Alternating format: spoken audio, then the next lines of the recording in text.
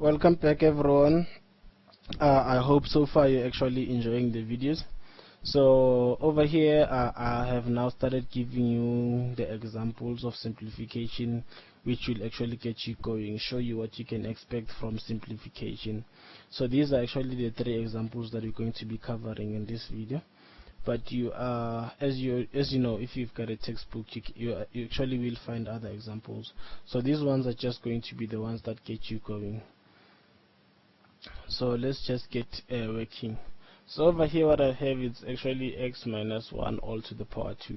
So whenever something is raised to the power 2, it just means it's actually whatever that's inside the bracket is actually repeated twice. So that's what I've actually done. Instead of me working with these two, I actually will rather work with actually two brackets. So whenever I see these two brackets, something comes into my mind. This is something I actually did in the previous lecture. So that's what I'll actually do, multiply it in. So after I multiplied x with this thing, this is what resulted.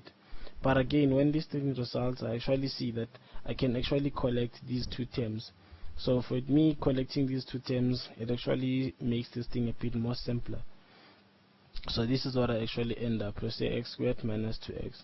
So if I was asked to simplify this thing, then I'll be done with simplifying it. So it is actually now it's in its simplest form. So then if maybe let's just say it was 3 marks, there goes your marks.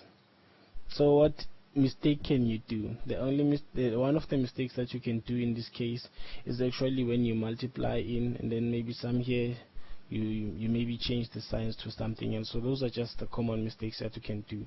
Or maybe for you to actually maybe just say instead of x minus 1 squared, and then you actually end up with x minus 1 squared, which is actually totally different to this thing. So it's actually one of the mistakes you can do. So the second example, it's actually the number of brackets have went up by 1. So I'm actually used to 2, but now I've got 3.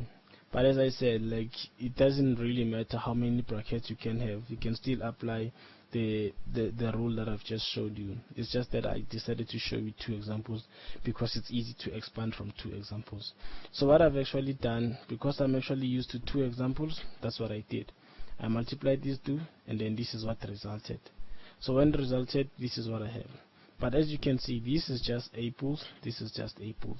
So apples, let me just say these are bananas, and then apples, and then pears. So and then I collect the like terms. So when I collect the like terms, I'll get something underneath. So that's what I got. If you say 2 minus 2 plus 1, then you'll get a minus 1. But now I actually have something which is actually 2 brackets, but this is 3. This has got 3 times, this got 2 terms. No problem. Just do the same thing. Multiply it in, multiply it in. After I've multiplied in, this is what actually resulted. This long sum. But as you can see, you can actually say 1, 2, 3. Then I multiply it to 2. Then I'm supposed to have at least 6 terms. That's what I have.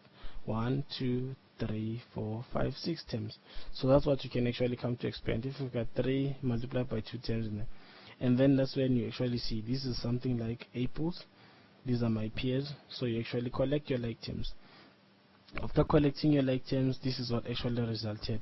It's x to the power 3 plus 2x squared, and then this is now in its simplest form. So if again you was asked to simplify, this will be done. So what do you actually see that since we added an extra term, this might probably in your exam count from 5 or 6 marks. So if you just didn't do any mistakes, you'll actually do the same thing. And then maybe someone might ask, why did I just choose these 2 brackets? I didn't choose them because of any specific thing. It was just random. I could have started by saying x minus 2 multiplied by x by 3. So it really doesn't matter where you start, but it's just that I just maybe started from the left because I was just working from the left. But I didn't choose to multiply these 2 because of any reason, because the answer would still have been the same. And then our third example, I've actually taken the first term, the first part of the example, combined it with the second term, and then but I actually included a positive sign somewhere there. So the positive sign is actually to show you some of the common mistakes that you will do, and then I'll show you that I didn't do. So because I've already done this thing in the previous page, I actually just copied the answers here and here so that I can actually get. But you see, so this was the answer from before, This one was also the answer from before. So what I actually did, now I'm actually multiplying this one in here.